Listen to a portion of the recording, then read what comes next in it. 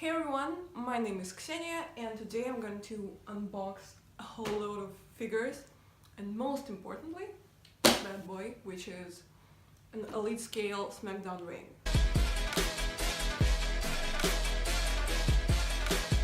Please excuse the way I speak today because I have my e-liners in. So I'm going to unbox these and talk about them really a little bit as we go. Here are some new ones, some new Elites, some old figures, some damaged packaging that I got for reduced price. First thing that I have here is a Battle Pack Series 54 of Tyler Breeze and Fandango. I've been wanting for a long time because I really like the white gear that they have on here. I do get the allure of keeping figures MOC. I do have some figures that are still packaged and that I'm not planning on unpacking just yet, or maybe ever. So here we have the figures. Here they are. I don't think there's anything new in terms of like the shape of them. The Tyler Breeze one is obviously an old face scan because I have a really old basic Tyler Breeze figure. I think it was the first time in line 1 and the face scan is like identical. Fandango is just the same. I think it's a pretty intricate way of designing the gear for a basic figure. Now what I have here is a basic figure of JBL with the Slammy word. This is obviously a damaged packaging figure that I got for a reduced price. I keep my figures loose and there's no use for me to go for like extremely, like mint, like great condition packaging. The Slammy is actually done pretty nicely here. I don't know. So we have JBL here, which will come in handy because obviously I have a ring here, and this ring comes with a commentator's table and 2 chairs, so I already have a Corey Graves figure to put there, and now I have this JBL figure. When it comes to figures that come in suit, it's always kind of weird to talk about them because, yeah, like, it's an action figure of a guy in a suit. But I think it's pretty nice, except for there's like little spotting on here. He's got this snazzy purple tie. Oh, yeah. I have another basic here. It's of Akira Tozawa, and I live for this figure. I've been wanting Tozawa figure for a long while because I really like the 2-5 guys, and Tozawa is one of my favorites. I think this figure is really great in terms of the gear that he comes in, and his face scan is pretty good as well. This is a Series 86. So here he is. I think it's because of the gear that he's a little bit stiff in movement, like I can barely bend his legs. I don't think he's very poseable at all, but it's a really nice figure and I like the haircut fade and stuff. Yeah. This is another damaged packaging that I got off Ringside C discounted, which is, I mean, you can barely tell that it's damaged. He comes with the United States title. I do like the new face scan that just got revealed at San Diego Comic-Con better, but this one's pretty nice as well. I like the haircut, I like the beard. So here's the figure. You can see the detail on the short here, in the front and the back, on the shorts as well, and it comes with the title. I'm not a sucker for rubber clothing at all, maybe because I'm a loose figure collector, and I just feel like cloth, like fabric, looks more realistic. It's easier to pose, but this one doesn't look bad at all. You can't really tell that it's like a monolith. It's not just like restricting his movements at all. And another damaged packaging.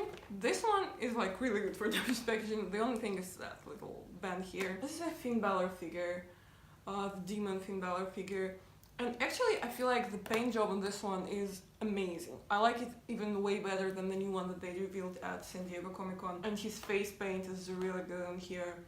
And I feel like it's not, oversaturated with gear. With the Demon Finn Balor figures, it's very easy to get carried away and put all kinds of stuff on him. But this one, I think it's really good.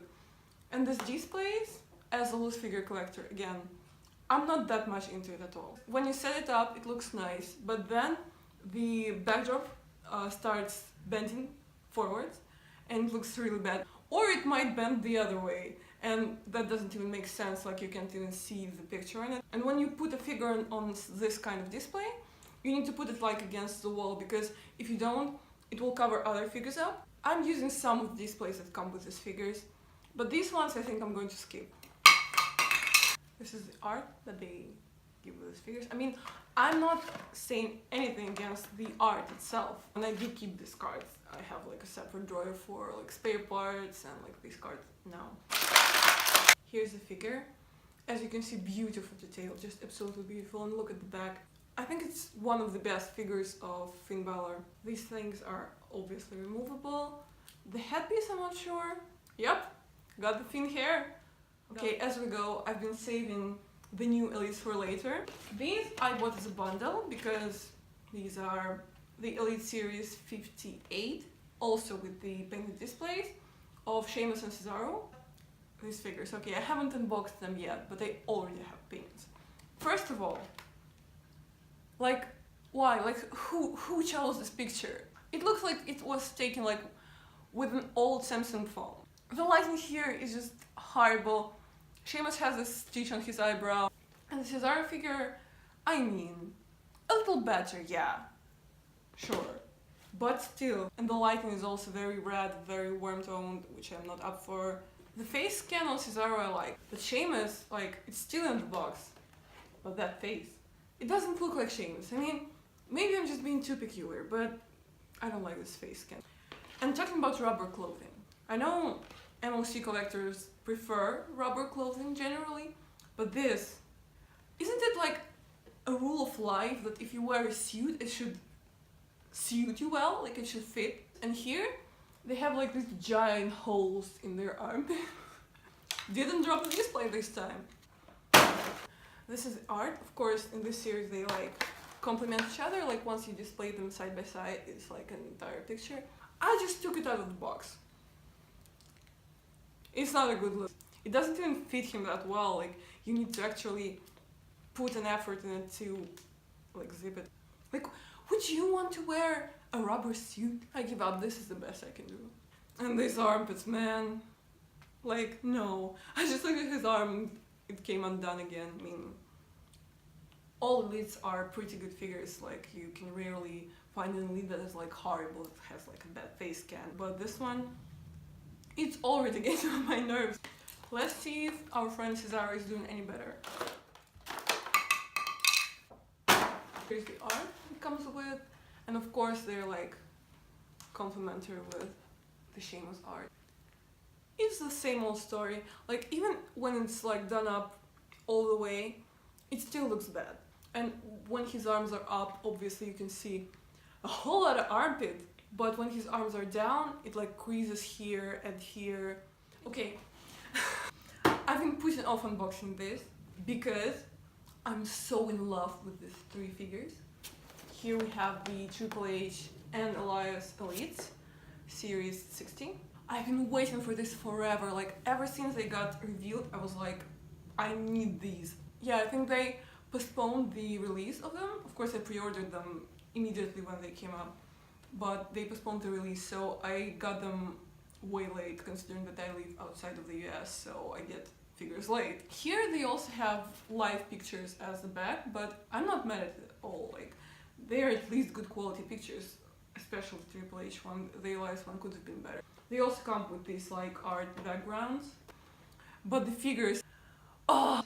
I've been waiting to get a Triple H figure because I have no Triple H figure. Well, technically, I have a Triple H zombie figure, and I have the WWE Network exclusive. But I've been wanting like a modern day Triple H for a while because I do have a modern day Stephanie in her gear from the WrestleMania entrance, and I really wanted Triple H, but I couldn't find a figure that I liked because they all seem unrealistic. When superstars have like buzz cuts or facial hair, it's kind of hard to replicate on the figure. Triple H's buzz cuts or beards have been looking all kinds of wretched throughout the years, but this one, I'm in love with every single part. I love the face scan, I love the paint job, I love the beard, I love the gear. It's just so perfect in every single way. And this Elias figure, first of all, I think it's the first Elias Elite, which is of course fascinating in itself. And the scarf and the gear and the face scan, also in the beard, I'm not gonna drop the background. Here's the background. This guitar, you guys, I think it's supposed to be breakable because you can see it's like a little seam on the back, and it's like all kinds of wonky. But I've only figured out this, and I've been fiddling with it for a while now, and I just can't seem to make it break. Right? I mean, the reason why we buy elites in the first place is because we love detail. And here's so much detail. The print on the scarf, even the prints on the bandanas on his wrist. Also, his hands are a little different. They're like more suited to holding the guitar. How do we feel about interchangeable hands? Mattel is promising us interchangeable hands and even interchangeable hats in newer elite series. To me personally, as a loose figure collector, they're not much help. They're not going to be on display the entire time.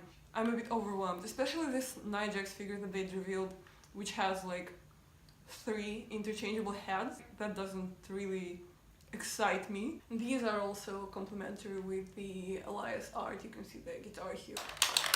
The detail here is also impeccable.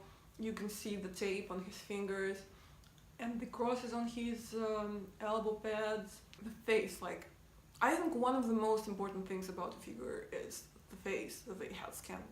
And this head scan is so on point. Like, it looks like exactly like Triple H. Well, it's not technically the last because we have this bad boy right here, but the last out of the elites and the basics is this Brian Kendrick figure. The Brian Kendrick figure. And I've been waiting for so long to have his elite in my hands, and it's finally here. And I love the packaging. It has this beautiful leather-like design. Here we have like 4 studs, and I just so happen to have it in like actually mint condition. Maybe I'll just keep it boxed for now. I'm sorry, clickbait, right? And now it is time for the grand finale. Here we have this beautiful SmackDown Live main event ring. It has like a try me button, but I think we've run out of battery, but it should work. I'll find the batteries and we'll be okay. And of course, here we have the exclusive Jinder Mahal figure. It was like originally the reason why I decided to order this entire ginormous box. And of course, then when I decided to order it, I kind of became obsessed with the idea of having a ring. It's my first ring, and I've been collecting for, as I said, about 6 years. But this figure, like, I've been waiting for a new Jinder Mahal figure for ages. I think he has 2 Mattel figures. One is a basic, and the other one is a part of a battle pack, and they are not great. And I've been living for him lately as a WWE champion. I mean, people might hate me for saying this, but I think he's a tremendous champion and tremendous wrestler. I really love him, and he's very charismatic. He always reminds me of a Disney villain with his like very strong profile. So I've been waiting for an elite figure, and if it's the only way that they're gonna give it to me, I'm ordering a ring. I'm anticipating a very IKEA experience. I have a Bray Wyatt elite where he has a rocking chair, and it was so funny. Like, you're unboxing a figure and there are like several parts of a tiny rocking chair with tiny instructions, like from tiny IKEA. So I think this one is gonna be a little less tiny, but still a very IKEA experience. Ring posts, and of course the turnbuckles with the logo and the ropes. And then the 4th one is somewhere in the front of a package because it needs to be available for like this try me option. What is even that? First of all, it's dirty. I think it's the base, probably, because it has a sort of like a contact in here. A set of stairs. What are these? I need to see the instructions. Oh, is this that big? It's not gonna fit. It's not going to fit. Okay, let's stop for a moment here and look at the figure. The gear, we love. The headpiece, wonderful. Removable. Beautiful curly hair. He's very flexible, even for an elite, but they have veins on point though. He also looks kind of shiny. It looks like it's different kind of plastic or something like that. Just let me get this straight. This figure doesn't look like a Mattel elite at all. And this face scan, let me give you a closer look. In terms of features, it is on point, but it looks like it was 3D printed almost. Like, do you know these like touristic attractions when you can scan your face and like print it out and they'll put it on a doll or something? It looks like that. I like it. It's not like I'm trying to like put it down or anything. I like it. It's a nice figure and I'm glad to have it, but it just looks very different. Oh, here's the apron. It's kind of translucent for the lights to be able to shine through it. best being like the source of light in this room. Here's the other side of the apron. Finally, the instructions. Here we have the table with the chairs, and here we have like this thing for posing high-flying figures and other parts of the table. Canvas. Okay, so I think I'm going to assemble it off camera because I wouldn't be able to do it without the instructions or without like really getting into it.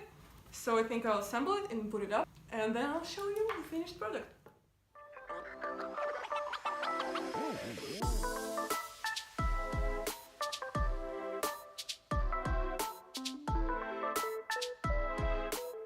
So here's the finished result. As you can see, it finally lights up. I changed the batteries. Here we have the high-flying stand. We have the table, which is breakable, as you can see, so you can throw figures on there. We have the canvas, which is actually the real thing is fabric. It's pretty soft. I mean, it gave me a bit of a hard time to assemble, not because I'm that stupid, just because it's kind of complicated because some parts are not quite in the right places, some parts I needed to adjust with an actual screwdriver, like the table, as you can see, it doesn't fit here all the way in because one of the parts was screwed on backwards, so I had to deal with it somehow, which I did like a trooper. But overall, yeah, here it is. I think it's pretty majestic. It does look way bigger than I had imagined it to be, and I feel like it's not even to scale. I feel like even to an action figure, that's way too big. Now we have the Maharaja here just for scale. I put him next to the ring post so that you can see. I mean, in the corner it doesn't look that crazy, but that's pretty huge. I don't know, maybe just my perception is off and I'm not really sure if it's to scale, but yeah, that's huge. That's taking up like half my room, but overall, that's the product and it's pretty exciting if you ask me. Anyway, thank you so much for watching. You can follow me on my social media if you want to. I'll link them down below. I'm at XeniaDidThat on almost any platform. Goodbye.